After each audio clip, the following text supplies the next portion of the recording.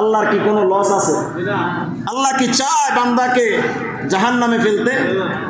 একটা হাদিস বলি, আল্লাহ পাক রহমতকে, দয়াকে 100 ভাগে ভাগ করলেন। কত ভাগে? আল্লাহ পাক তার রহমতকে 100 ভাগে ভাগ করলেন, আল্লাহ তার দয়াকে 100 ভাগে ভাগ করলেন। 100 ভাগে ভাগ করার পর আল্লাহ পাক 99 ভাগ দয়া রহমত নিজের জন্য রেখে দিলেন। কত ভাগ? 1 ভাগ রহমত আল্লাহ পাক বান্দার জন্য দিয়ে, 1 ভাগ রহমত আল্লাহ পাক সমস্ত মাখলুকাতের জন্য দিয়ে দিলেন।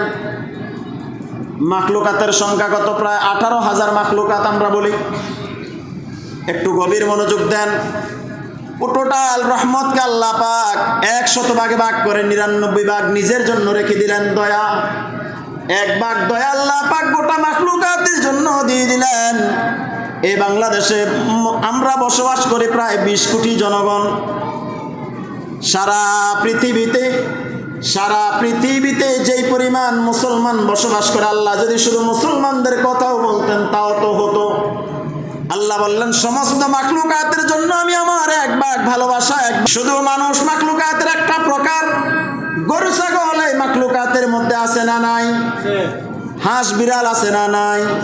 মানুষ যে পৃথিবীতে কত ধরনের মাখলুকাত মানুষ চেনে, বন্য প্রাণীগুলো মাখলুকাতের অন্তর্ভুক্ত কিনা?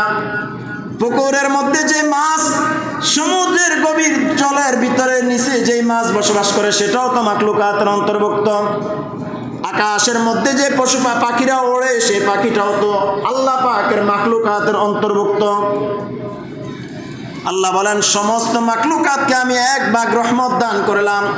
এই 1 ভাগ রহমতের কারণে যখন কোনো ওট তার বাচ্চা প্রসব করে, ওট বাচ্চা প্রসব করার পর ওটের বাচ্চাকে ওট লাথি দিয়ে দাঁড় করায়, লাথি দিলে ওটের বাচ্চা দাঁড়ায়। ওট তার বাচ্চার শরীরের উপর থেকে এই পাওটা তুলে নেয়। শুধু ওই 1 ভাগের রহমতের কিছু অংশ আল্লাহ ওটকেও দান করলেন। 1 ভাগ ভালোবাসা, এত ভাগ যদি করা হয়, 1 ভাগ ভালোবাসার কি গভীরতা দেখেন। একজন মা যখন সন্তান প্রসব করেন, সন্তান প্রসবের কি বেদনা। এখন বর্তমান যুগের অত্যাধুনিক মায়েরা, আমাদের স্ত্রী যারা, আমাদের এই যুগের অনেক মায়েরা সন্তান প্রসবের কষ্ট এরা বোঝে না। সিজার হয়ে যায়, সিজারে কি কষ্ট বোঝা যায়? যারা সন্তান প্রসব করলেন, আমার মা আপনার মা, আগেকার যুগে তো সন্তান প্রসব হতো, এখন সন্তান সিজার করে ফেলে। সন্তান প্রসবের বেদনাটা মেডিকেল সায়েন্স বলে একজন মানুষের শরীর থেকে একসাথে যদি 40টি হাড় একসাথে ভেঙে যায়, যে পরিমাণ ব্যথা মানুষের শরীরে অনুভব হয়, একজন মা যখন সন্তান প্রসব করে সেই পরিমাণ কষ্ট মা সহ্য করে নেয়। 40টা হাড়, এই আঙ্গুল একটা ভাঙলে এটার যন্ত্রণায় তো থাকতে পারে না, হাত একটা ভাঙলে এটার যন্ত্রণায় থাকতে পারে না, পা ভাঙলে এটার যন্ত্রণায় থাকতে পারে না। শরীর থেকে 40টি হাড় যদি একসাথে ভেঙে যায়, অস্তিত্ব খুঁজে পাওয়া যাবে? আল্লাহ পাক সেই পরিমাণ ধৈর্য মায়েদেরকে দান করলেন।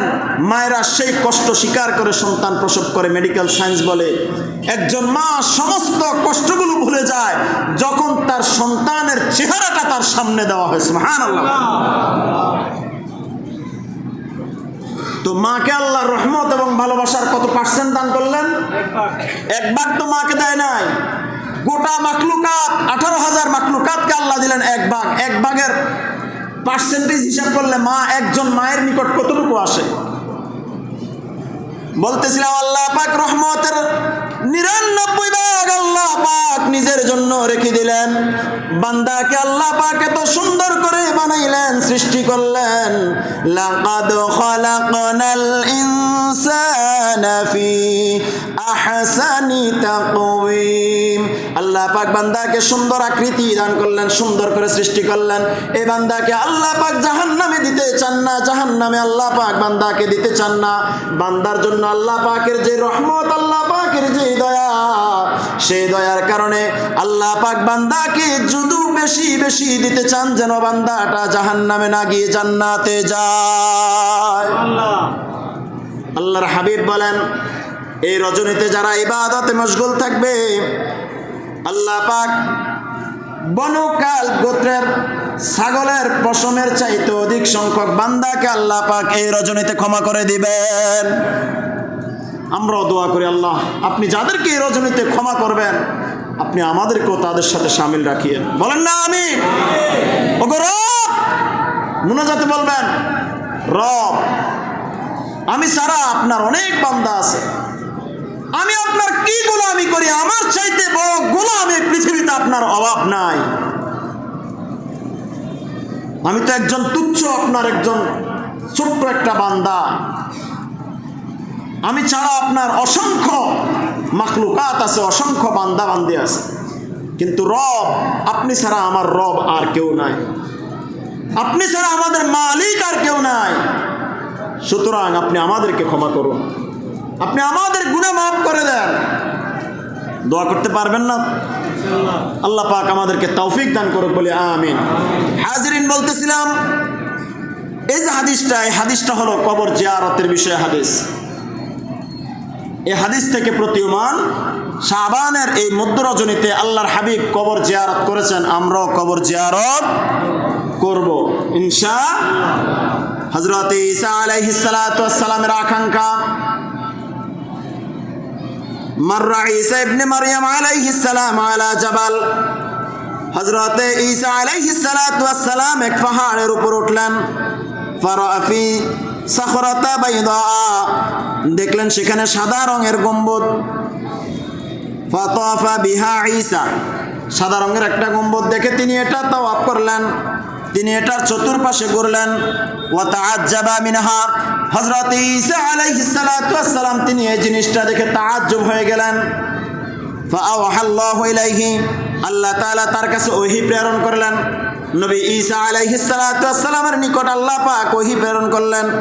আতুরিদু আবিয়ান লাকা আজাবা মিম্মা রাআইতা, হে ঈসা আপনি কি এর চেয়ে আশ্চর্য দেখতে চান? ক্বালা, হযরত ঈসা আলাইহিস সালাতু ওয়াস সালাম বললেন, ক্বালা নাআম, হ্যাঁ বারে ইলাহি আমি এর চাইতে আশ্চর্যজনক বিষয় দেখতে চাই। তিনি বললেন,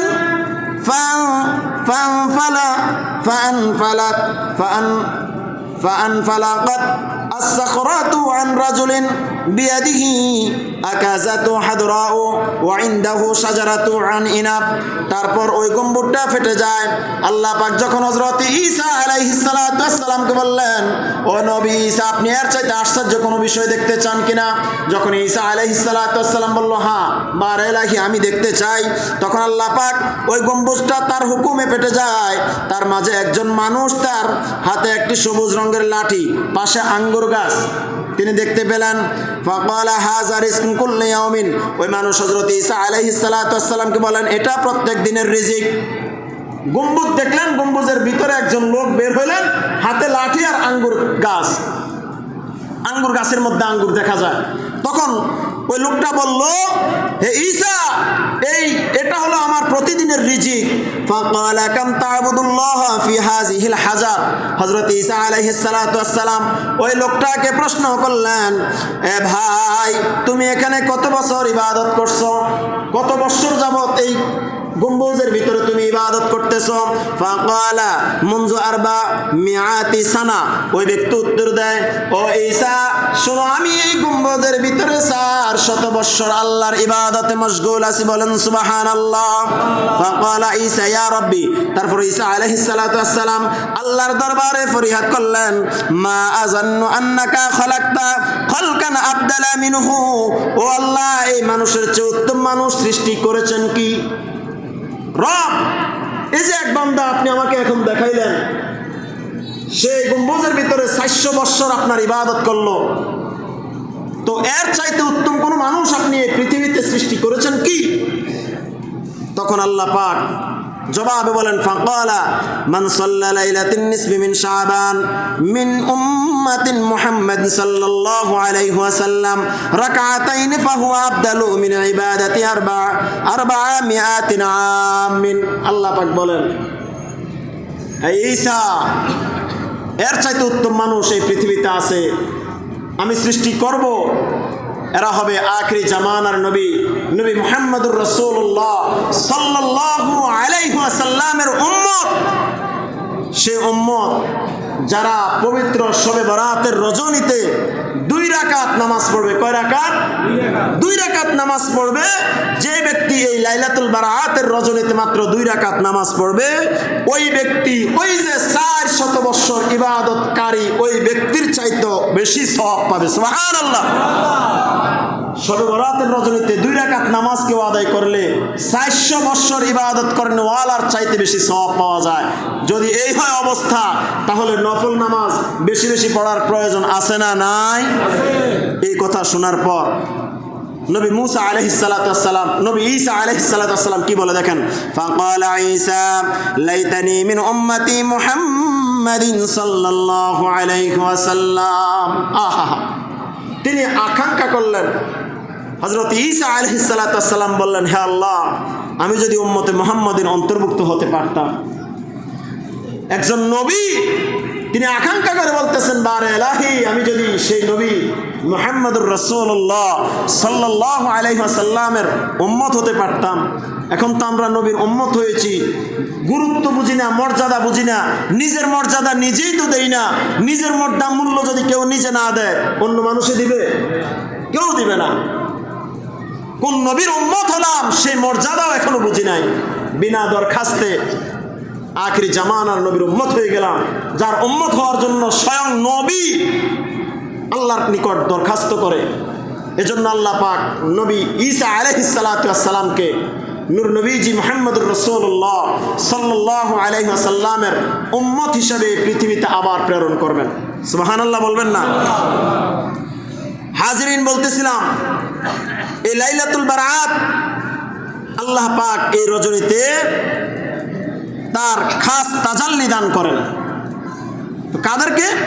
عن أبي موسى الأشعري رضي الله تعالى عنه قال قال رسول الله صلى الله عليه وسلم হযরত আবু মুসা আশআরী রাদিয়াল্লাহু তাআলা থেকে বর্ণিত, তিনি বলেন রাসূলুল্লাহ সাল্লাল্লাহু আলাইহি ওয়াসাল্লাম ইরশাদ করেছেন, ইন্নাল্লাহা ক্বালা লা ইয়াতলিউ ফি লাইলাতিন নিসফি মিন শাবান, নিশ্চয়ই আল্লাহ তাআলা শবে বরাতের রাতে খাস তাজাল্লি দান করেন। ফায়াগফিরু লিজামিই খালকিহি, সকল উম্মতে মুহাম্মদীকে ক্ষমা করে দেন। ইল্লা লিমুশরিকা ওয়া মুশাহিন, 2টা শ্রেণী ব্যতীত। এক হলো মুশরিক, 2 হলো সেই ব্যক্তি যে হিংসা করে, যে ব্যক্তি স্বার্থে কথা বলে, স্বার্থ ছাড়া কোনো কথা নাই। এরকম লোক পাওয়া যায় না? আসেনি? আবার 1 কাপ চায়ের নিকটও স্বার্থ বিক্রি করে দেয়, আছে না নাই? আল্লাহ বলেন, রাসূল আরবি বলেন, ফায়াগফিরু লিজামিই খালকিহি, আল্লাহ তার সমস্ত সৃষ্টিকে ক্ষমা করে দিবেন। ইল্লা লিমুশরিক আও মুশাহিন, মুশরিক ও ওই ব্যক্তিবর্গ যারা হিংসা করে, যারা আল্লাহর সাথে শরীক করে এবং হিংসুক, যার অন্তরে হিংসা আছে, এই 2 শ্রেণীকে আল্লাহ এই লাইলাতুল বারাতের রজনীতেও ক্ষমা করবেন না। হযরত মালিক বিন দিনার রাদিয়াল্লাহু তাআলার তওবার একটা ঘটনা আছে।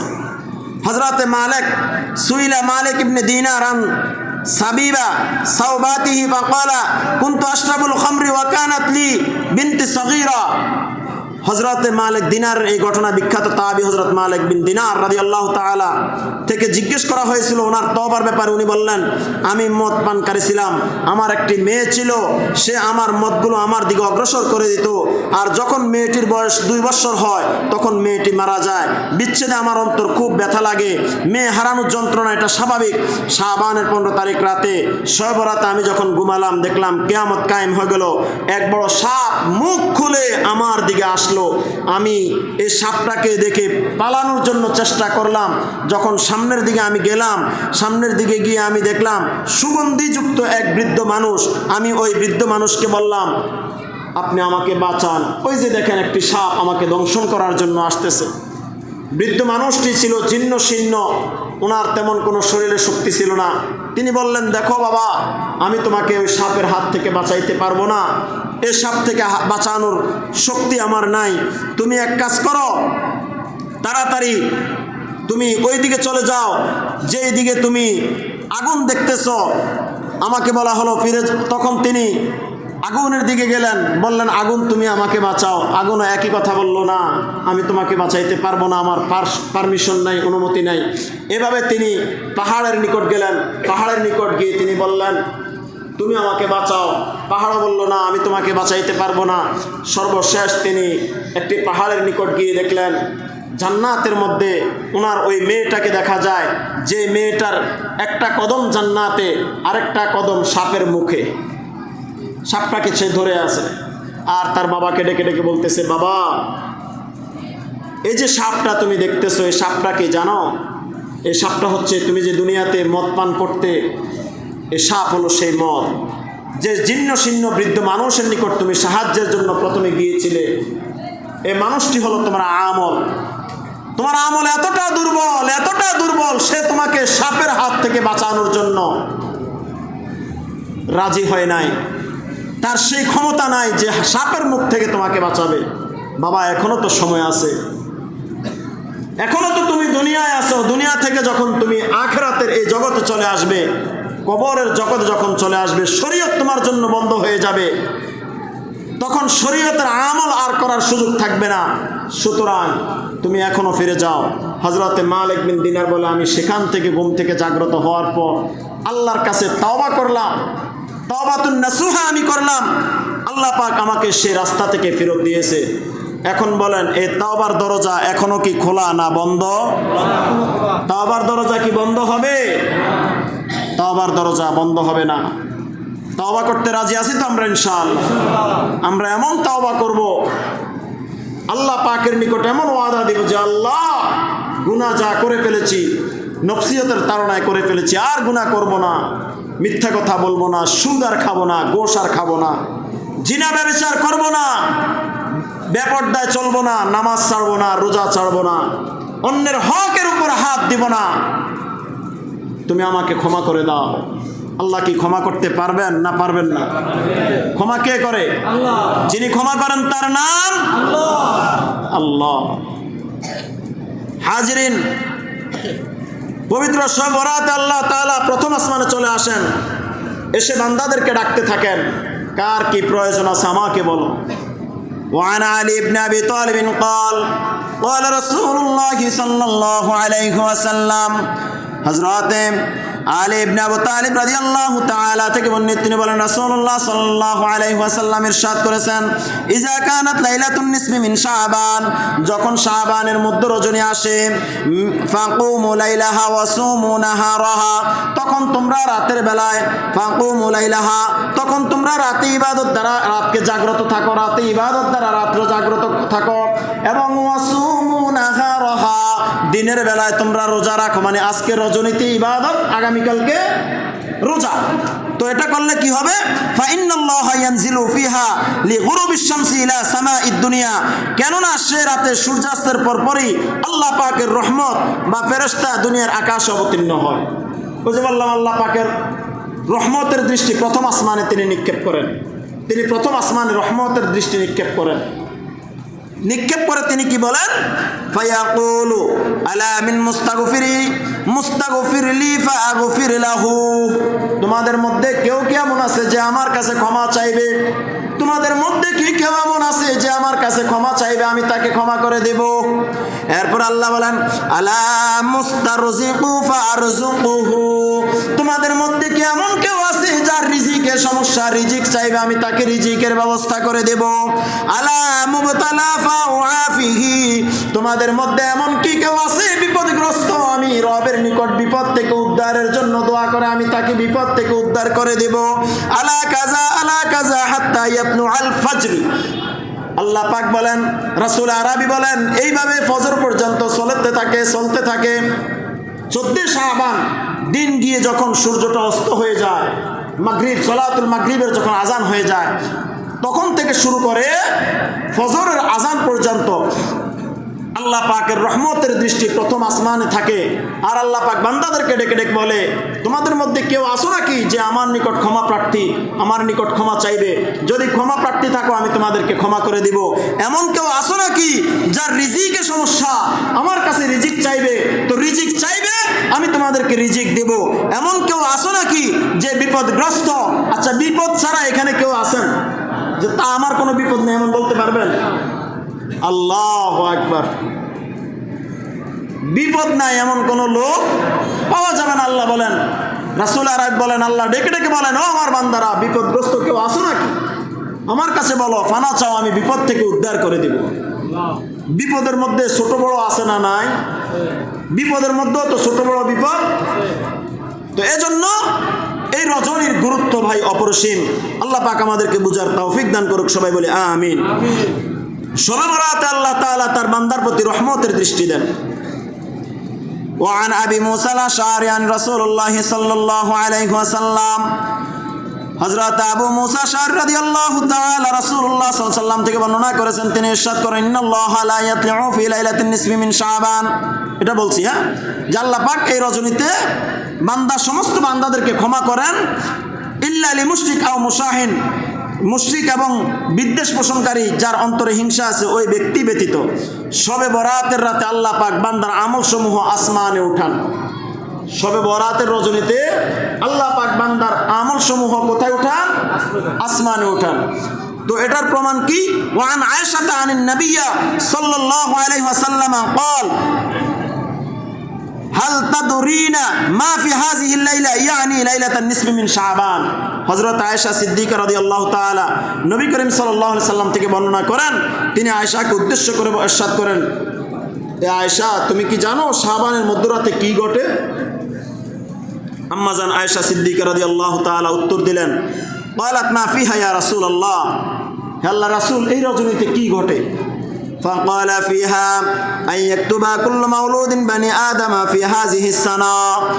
আল্লাহর হাবিব জবাব দিলেন, তিনি বললেন, এই রাতে লিপিবদ্ধ হয় এই বছর যত আদম সন্তান জন্ম লাভ করবে। ওয়া ফিহা ইয়াকতুবু কুল্লু হালাকিন মিন বানি আদম ফি হাযিহিস সানা, এই রাতে লিপিবদ্ধ করা হয় বছর যত আদম সন্তান মৃত্যুবরণ করবে। ওয়া ফিহা তুরফাউ আমালুহুম, এই রাতে মানুষের আমল সমূহ উঠানো হয়। ওয়া ফিহা তুনাজ্জালু আরযাকুহুম, এই রাতে মানুষের রিজিক সমূহ অবতীর্ণ করা হয়। তাহলে যে রজনীতে আমাদের আমল রবের নিকট পেশ করা হয়, এই রজনীতে আয়েশা যদি তিনি দেখেন, আয় হায়, আমার এই বান্দা দেখি এশার নামাজ জামাতে পড়লো, মাগরিবও জামাতে পড়লো, সারা রাত ব্যাপী তেলাওয়াত করলো, নফল নামাজ পড়লো, জিকির করলো, দুরূদ শরীফ পড়লো, আমার বান্দা তো নিশ্চয়ই সারা বছরও ইবাদত করে। ইবাদতের একটা রেকর্ড তো এমনিতেই আছে। মেহমান যদি কারো বাড়িতে যায়, ভালো পোশাক পরিধান করে যায় না? কেন যায়? যেন মেজবান ওই মেহমান সম্পর্কে ভালো ধারণা পোষণ করে। মেজবান কি মেহমানকে চিনে না? শ্বশুর বাড়িতে জামাই যখন যায় পরিপাটি হয়ে যায় কেন? শ্বশুর কি জামাইকে চিনে না?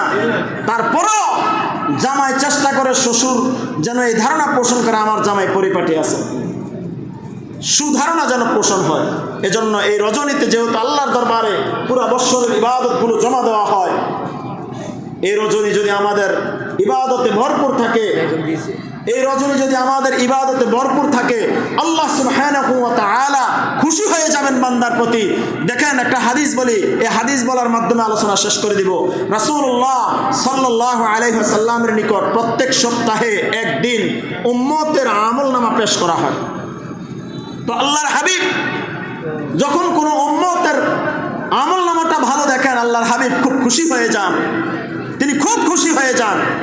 আবার উম্মতের মধ্যে কারো আমল যদি তিনি খারাপ দেখেন, আল্লাহর হাবিব কান্না শুরু করে দেন।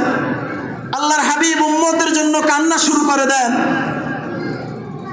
উম্মত কত বড় বাটপার হলে, কত নিকৃষ্ট হলে উম্মত রাসূলকে কাঁদাইতে পারে, এমন উম্মত আমরা হতে চাই যে আমাদের আমলনামা দেখে রাসূল কান্না করবে, এমন তো উম্মত আমরা হতে চাই? আমরা চাই সেই উম্মত হতে যে উম্মতের আমল দেখে আমার হাবিব, আমার প্যারা নবীজি, আমার নূর নবীজি, আমার আকা মাওলা, যিনি আমার আমল দেখে তিনি খুশি হয়ে যাবেন। সুবহানাল্লাহ। আল্লাহ পাক আমাদেরকে আমল করার তৌফিক দান করুক বলে আমিন। সম্মানিত হাজিরিন, বলছিলাম সালাতুত তাসবিহ নামাজের নিয়মটা আমি একটু বলে দেব। আমরা